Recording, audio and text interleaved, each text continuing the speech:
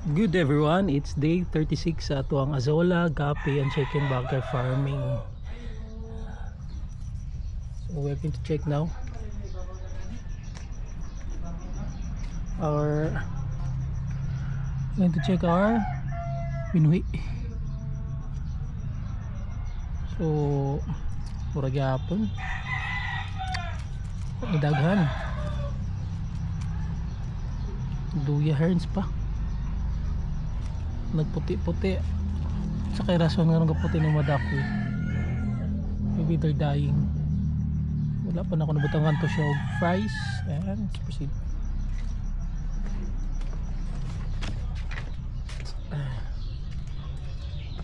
Still green. I'm going to remove some of this duckweed and azolla. Also here, still pale.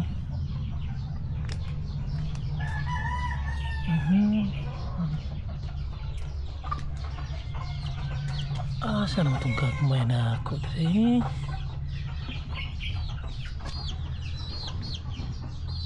Uy, nagko na sila.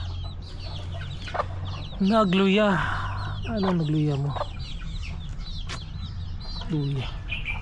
Luya, galuya ang mga piso bay. Galuya ang mga piso na ako dre. But ano na sila mga chambal still here. Ning laki ha, niwang kayo. Kuha na ako ganina, gi-lift gyal ka na ako, nagniwang ko kayo kining laki. But katong uban nigimjo ni gamay pud sila gid, but still bugat lang yapon. So duha ka talisay kanawayon luya-luya. Dere still napagyapon na itong mga chops. Pagkuhaan na ako ng diha. And here na mata na itong mga gapis.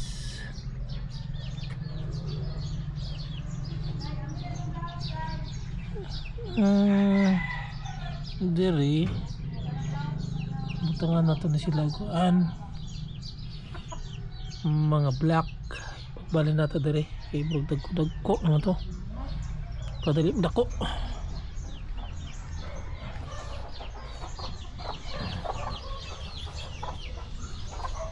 Kuha na po ni na transfer na ang uban ani ano nila. Okay, nice nail. Kuha ito next nail.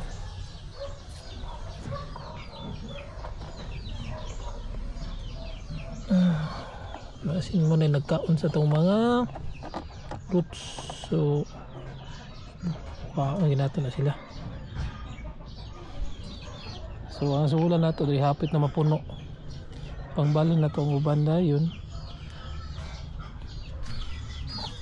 Pangbalin ng uban atong mga black here na yung blue siya dahil may pagka blue din siya dahil ang atong mga black.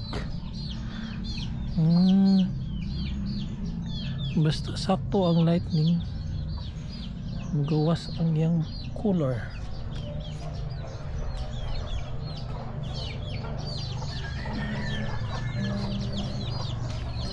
Paraan na ay langaw.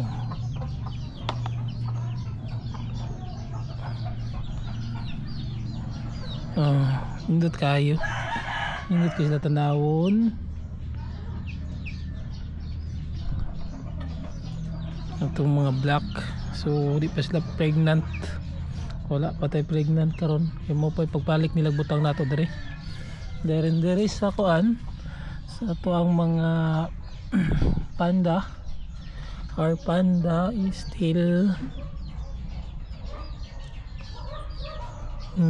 yan ikatulo naman ako ni nga set nga pagpalitok panda.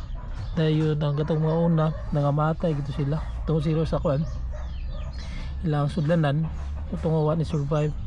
But karon ako na-observe paran if dako ilang container mas alive sila, mas healthy. Same here, they are very healthy buyag.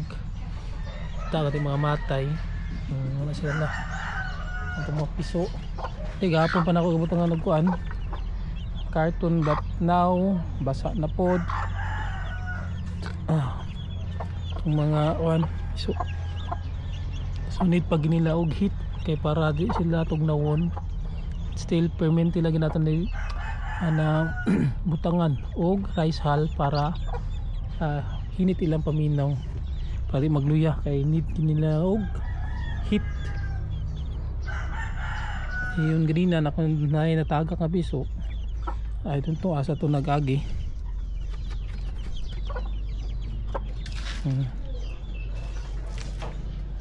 And dire still alive pa itong mga ipang butang. Dagang gig mga lamok, mga itlog dire muna nga kaunon sa itong mga gapis nga mga black. So magdako na po sila, bali na po ako dito sa agol na po.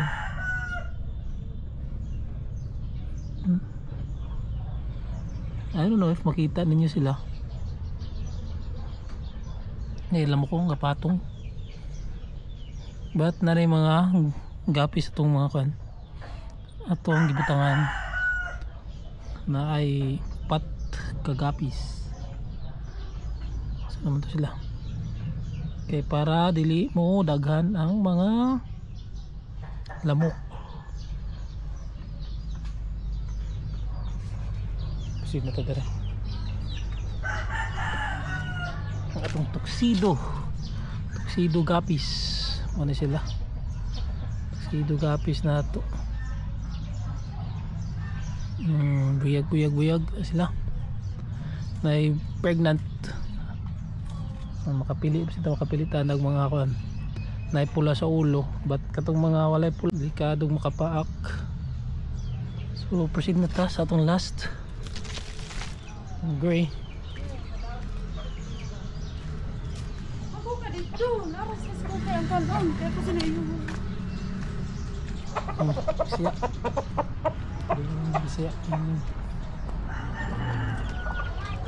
Last one na to is ang mga kanawayon. Bigyan kayo ba?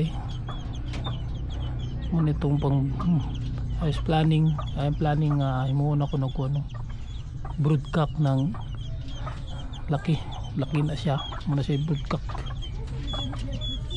Okay, healthy man kayo sa buyag. Do hope nga mas muhilti pa na siya.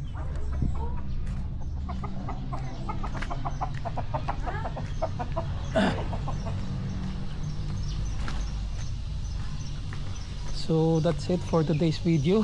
I hope you like or comment anything you want to suggest into my videos on my hobby of raising my guppies and my chickens.